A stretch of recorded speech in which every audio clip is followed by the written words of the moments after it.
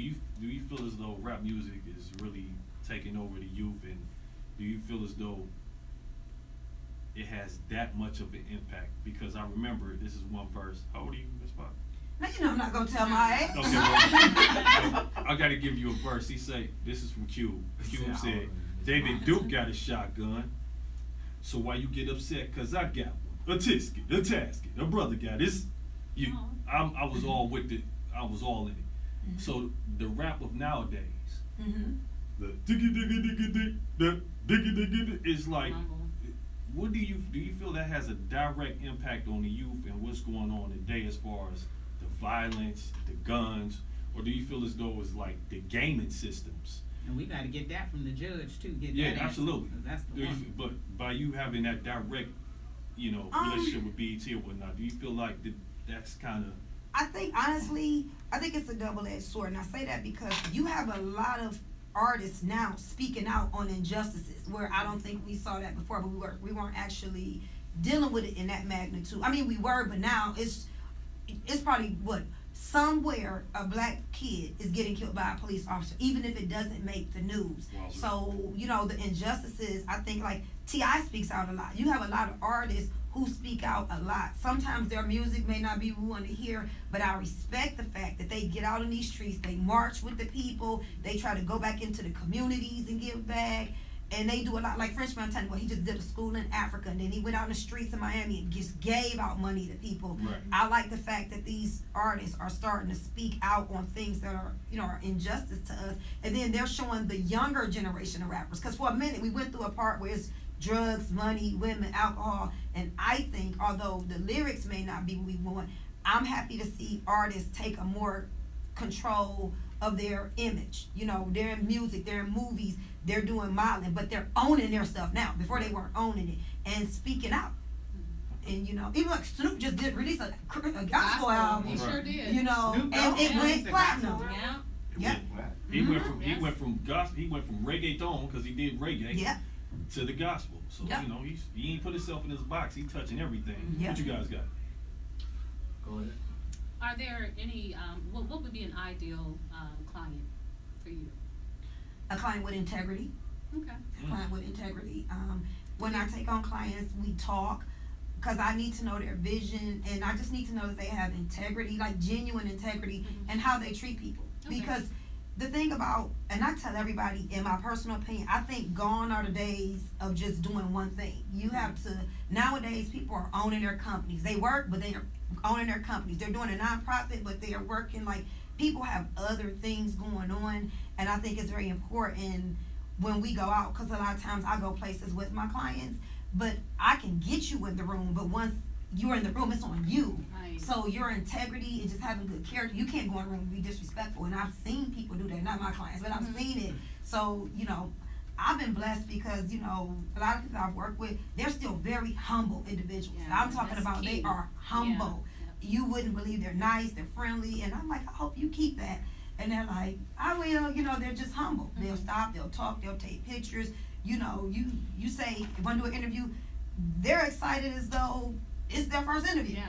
And I mean, Dominique almost can't walk down the street, literally. Mm-hmm. And she's still just so humble. All of them, just humble and sweet. So integrity is a real big thing with me.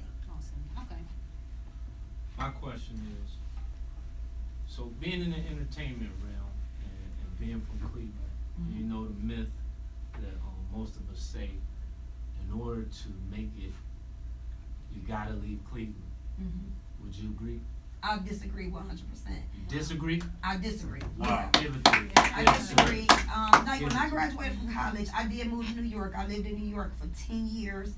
And then when I came back, I went through a period because I'm like, oh, this is so slow. But then it's a lot of talent in Cleveland, no matter what the arena is. Prime example, Dominique, her film, The Land FAU, was a film, and it won awards at the film festival. So a lot of networks were trying to buy her film. They wanted to buy it and then take it to New York or other states and film it and recast it. And that's another recast it, so not have her not be the lead anymore. Have her not be lead and not have any Cleveland actors in it. And see, here's what I'm saying about integrity. Dominique fought to keep it in Cleveland. Everybody and then the CBS invested in it, took it, cut it up, made it into a TV series. And she made sure all the actors and all the staff are from Cleveland. Everybody in Atlanta FAU is from Cleveland. And it's rare you're gonna find somebody do that. Like, she could have made a lot of money by selling the rights or even just recasting. And she kept all the people who were loyal to her, she kept them all in the movie. And actually, when you see the Atlanta FAU, this is the last thing that Tommy Ford did for Martin. He's in it too. So this was the last acting role that he played before he passed away. Wow. Where can we catch that? The Land FAU. What's coming on CBS January 5th? As a matter of fact, I'm gonna make sure I invite you all because we're gonna have a private party for the media. We moving up. If you go on to YouTube, you can see the trailer now. If you go to YouTube, but yeah, January 5th, and you're about to start seeing the billboards and everything up for it and the flyers. January 5th, because CBS is pushing behind it huge. So January 5th, FAU will be on CBS at 11 o'clock. So. But we're going to the private screen. Yes, I'll let you go out of the private party. Okay. You know what I mean? Okay. Stick around with me a little longer, Davey. Okay. All right, so T-Moore need to get ready, right? You gotta get clean, get right. Y'all need to put on y'all penguin suits, okay? Okay, there it is. So I will make sure that you all are invited because we do, and then they're gonna be at the, the Real Black Friday on April 12th. Everybody, I'm sure you all will be there. He's performing there. You're performing? Yeah. Okay, well, London Arrington, she'll be on stage. She's performing too. Cool. So I'll make sure I introduce you. So that's gonna be huge. Shout out to Larice Purnell because that's a good look for the city for sure. Yes, it is. Yes, it That's is. the one thing, real quick before we wrap it up. That's the one disappointment. Like let me say, I felt like I went through a divorce when LeBron left the first time. I was crushed. But this one here was just a kind of a disappointment and almost like a frustration because it's like, I love my city. I rep my city. I don't care where I'm at. You will see me with the Indians hat on, the Cavs hat, or something. I rep. Don't leave out the Browns. Don't leave out the Browns. Judge Ryan. Judge, I had a Browns. We got to put you in chambers, Judge. It's real with me, and to hear you say that, because we talk about this all the time. It's like everybody believes, even the people that made it, they talk, oh, you gotta leave Cleveland. What I feel like if you would have never left Cleveland, maybe you would have been the change to domino effect to trickle that down. Yeah, who here's get what I'll money say. and wouldn't want to move to LA and the palm trees? I understand that. But make sure your roots and make sure like the development and make sure Come back. you pulling up, the people that do have But I something. think LeBron did. LB did a lot. He did. Like when he left this time, and see again, here's that keyword integrity. Like before, I didn't like how he left. I didn't like how he did it. Yeah. But this time he came back. He kept his promise, and I honestly got tired of seeing him get burnt out every game because he can't carry a team continuously. No. So I do think there's times when you have to see it's like what's best for my family because it's not just about you when you have a family. Right. And so if it makes sense strategically for you to do that for your family, I think you should. But I also think there are times when you could say, you know what, I can make the best happen here. Because since I've been back to Cleveland, I've had job offers from producers who found me, like, Tracie, come on, we need you in LA. And they offered me a lot of money. And I was like, well, but for me, I have a son, I'm a single mom. So at that time, I was like, well, I can't because it's too fast paced for him. Right. So I chose to stay here. But that's not to say I'll always stay here, but that is say I'll always plant roots here so that my city can grow and build to be better. I mean, look at what Tyler Perry did for Atlanta. Yeah. We can do that here in Cleveland. Yeah, that's my thing. That's my thing. And Like, how another come Steve couldn't do that? How come Arsenio couldn't do that? Yeah. How come some of those heavy hitters that came before just didn't well, if they did, I've never heard anything about them putting that pipeline and laying the roots so the city really could get put on. Well, sometimes you do have to leave to come back, I think, to come back better. Like, had I not left and went to New York, I wouldn't have the skills that I have now because I worked under the best. Right.